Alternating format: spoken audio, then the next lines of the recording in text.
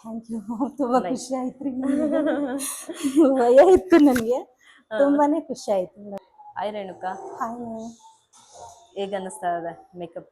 ನನಗಂತೂ ತುಂಬ ಖುಷಿ ಆಯಿತು ಮೇಡಮ್ ನನಗೆ. ಯಾಕಂದರೆ ನನಗೆ ಬರುವಾಗೆ ಎಷ್ಟು ಭಯ ಅನಿಸಿತ್ತು.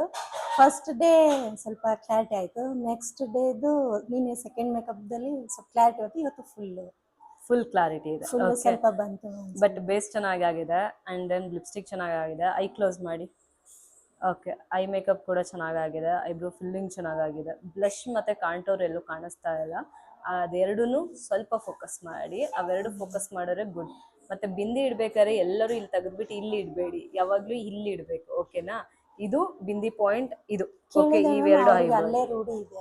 ಬಟ್ ಅವ್ರಿಗೆ ಏನೇ ರೂಢಿ ಇರಲಿ, ಬಟ್ ಇಲ್ಲಿಡಿ. ಓಕೆ, ಇದು ಬಿಂದಿ ಪಾಯಿಂಟ್. ಆವಾಗ ನಿಮ್ ಲುಕ್ ಸ್ವಲ್ಪ ಚೇಂಜ್ ಆಗುತ್ತೆ, ಚೆನ್ನಾಗಿ ಕಾಣಿಸುತ್ತೆ. ಬಟ್ ಓವರ್ ಆಲ್ ಚೆನ್ನಾಗಾಗಿದೆ. ಅದು ಹೈ ಮೇಕಪ್ ಅಂತೂ ತುಂಬಾ ಚೆನ್ನಾಗಿದೆ.